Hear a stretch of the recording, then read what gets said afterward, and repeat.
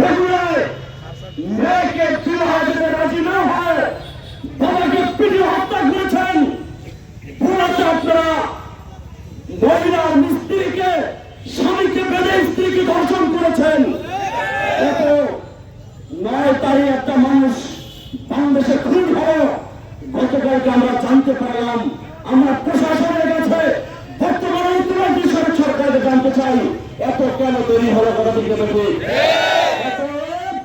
আগামী বাংলাদেশে এই বাংলাদেশের চূড়ায় চূড়ায় গত বছরে দেশ চূড়ায় এই ছাত্র জনতা 90 ফাঁসির চাঁদাবাদ প্রদান করবে ইনশাআল্লাহ। মানুষ চাঁদাবাদকে বাংলার মানুষ আর করে নেবে না ইনশাআল্লাহ। বাংলা হবে ইসলামের বাংলা, বাংলা হবে ইসলামের বাংলা। টাকা হবে রাজপথে যাওয়া হবে। আসসালামু আলাইকুম। আগামী 8ই আগস্ট ইসলামী যুব আন্দোলন বাংলাদেশ ঝালকাঠি জেলা শাখার প্রতিষ্ঠা বার্ষিকী সমাবেশ অনুষ্ঠিত হবে, জমায়েত অনুষ্ঠিত হবে সৈয়দ মোহাম্মদ ফয়জুল করিম সাহেবের চরমনায়। সবাইকে দাওয়াত দিচ্ছে আগামী 8ই আগস্ট।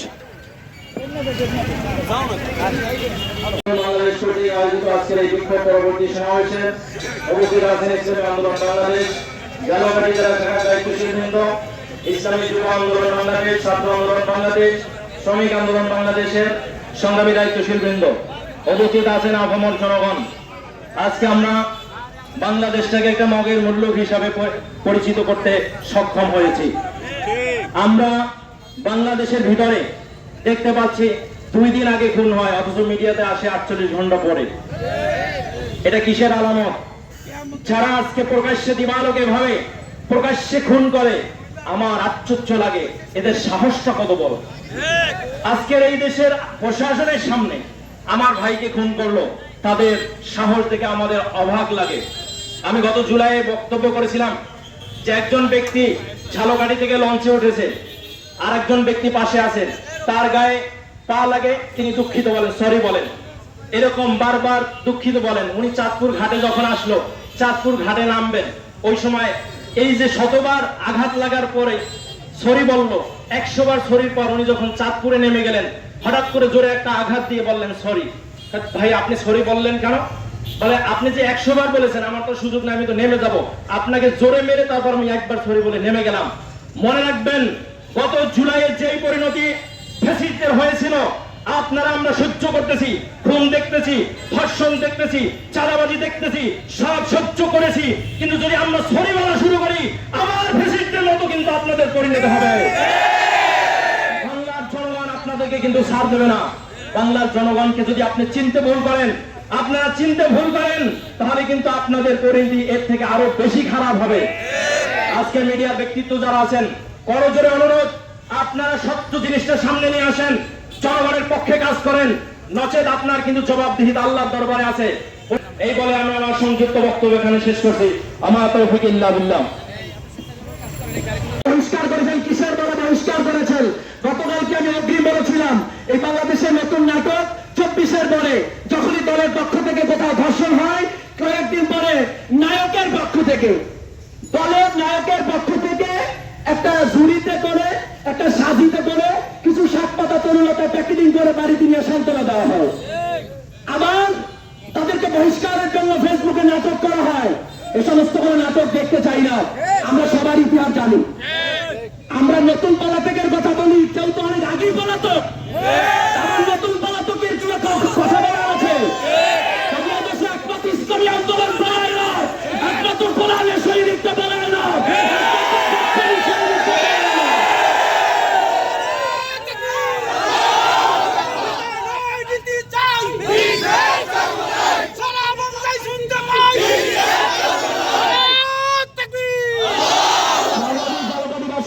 বলতে চাই, ওরা বারবার বলিয়েছে, আবারও চালিয়ে যাবো।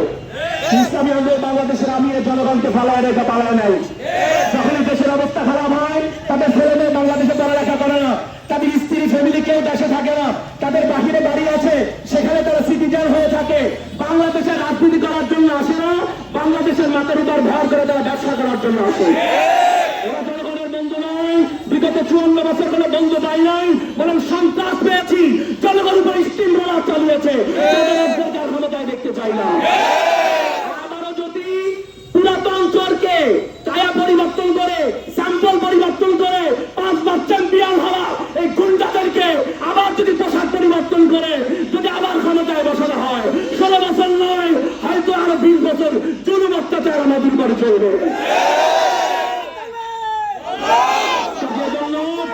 আজকে প্রোগ্রাম থেকে আমরা বলতে চাই, ইতিমধ্যে যিনি ইন্তেকাল করেছেন, শহীদ হয়েছেন, তার স্ত্রীর কাছেও সাংবাদিকদের বারবার পাঠাইয়া নতুন কিছু বের করার জন্য চেষ্টা করা হচ্ছে, নতুন করে ঘুরায় দেওয়ার চেষ্টা করা হচ্ছে।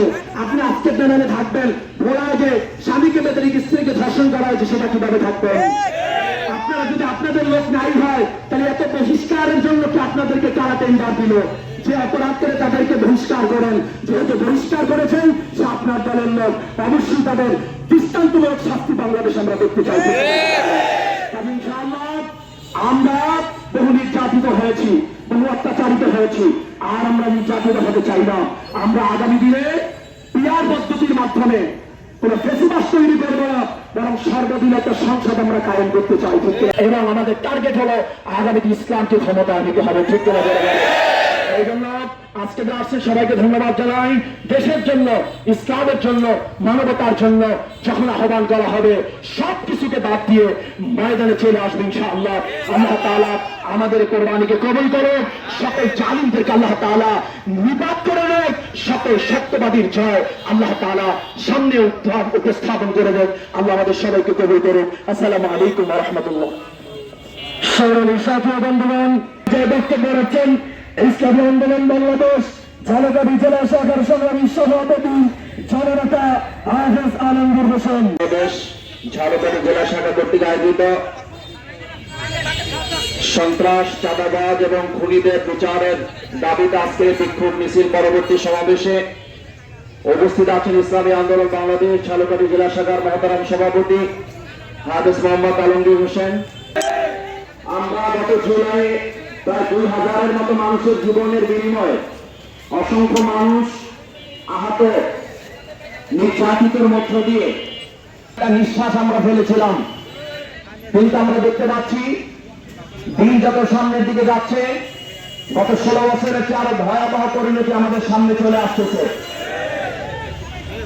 আমরা ধ্বংস হয়েছে বিদ্যালয়ের যারা বলেন, আজকে যারা নিজেদেরকে বড় করে করে যারা জুলুম অত্যাচার নির্যাতন করেছেন, ব্যবসায়ী গণতন্ত্রী সকল নতুন করে আবার কেমন জানি নাটকের সূচনা কোন দল থেকে তারা স্থায়ীভাবে তাদেরকে পরিষ্কার করে দিয়েছে। আজকে আমরা ফেসবুকের মধ্যে নতুন নাটক দেখতে পাচ্ছি, প্রশাসনের মাধ্যমে বলা হয় যে এখন পর্যন্ত তাদের পরিচয় পাওয়া যায় নাই। তার পরিচয় যদি পাওয়া না যায় তাহলে দল থেকে পরিষ্কার করলো কি ফেরেশতাকে না পুলিশে থাকবে? এই সমস্ত নাটক আমাদেরকে বুঝানোর চেষ্টা করবেন না। প্রশাসনকে বলতে চাই, আপনারাই 16 বছর আওয়ামী লীগ আপনারাই টিকিয়ে রাখছেন, আপনারাই জুলুম করছেন, আপনারাই রাজনীতি করেছেন। আবার নতুন করে তাদেরকে বসাবেন, তাদের মত গ্রহণ করে তাদের সবাই শুরু করবেন। 24-এর যে অবস্থা হয়েছে তার থেকে ভালো করতেছে, এর থেকে তাদেরকে জাগ্রত হওয়ার তৌফিক দিয়া দেন ইয়া আল্লাহ। এই জুলাই মাস ইয়া আল্লাহ সাহিত্যের আজকে শহীদের মাস, মুক্তির শহীদের মাস আল্লাহ। এই মাসে আবার দর্শন, আবার খুন, এগুলো সহ্য করা যায় না। এই দেশ থেকে চিরতরে খুন দর্শন দূর করার ব্যবস্থা করে দেন। ইসলামী আন্দোলন বাংলাদেশের আজকের এই প্রতিভা সভাপতি কবুল করে নেন। বাংলাদেশে যেন একদলীয় সরকার আবার গঠিত হয়ে আবার মানুষের উপর অত্যাচার না করতে পারে, মানুষের অধিকার হরণ করতে না পারে, এই জন্য সর্বদলীয় সরকার গঠনের জন্য পিয়ার পদ্ধতি নির্বাচন করার সকলকে আল্লাহ সম্মতি দান করার তৌফিক দিয়া দেন। আল্লাহ আমাদের সকলকে আপনি কবুল করে নেন। সোহাগ ভাই পরিবারকে আল্লাহ আপনি সান্ত্বনার ব্যবস্থা করে দেন। ইয়া আল্লাহ তারা ধৈর্য ধারণ করতে পারে তৌফিক দিয়া দেন। ইয়া আল্লাহ তার জন্য আল্লাহ সঠিক বিচার পেতে পারে তৌফিক দিয়া দেন। সুবহান রাব্বিকা রাব্বিল ইজ্জাতি আম্মা ইয়াসিফুন। আল্লাহ যে সকল ভাইরা এত কষ্ট করে এসেছে, আল্লাহ শহীদের আল্লাহ রক্তের আল্লাহ দাদা চাইতেছে, আল্লাহ তাদের এই কুরবানিকে আপনি কবুল করে নেন। আল্লাহ কাল কিয়ামত দিবসে আল্লাহ এই আমাদের আজকের এই মিছিলটুকুকে নাজাতের জরিয়া হিসেবে কবুল করেন। সুবহান রাব্বিকা রাব্বিল ইজ্জাতি আম্মা ইয়াসিফুন ওয়া সালামুন আলাল মুরসালিন আলহামদুলিল্লাহি রাব্বিল আলামিন। আলহামদুলিল্লাহ। আজকের প্রোগ্রাম এখানে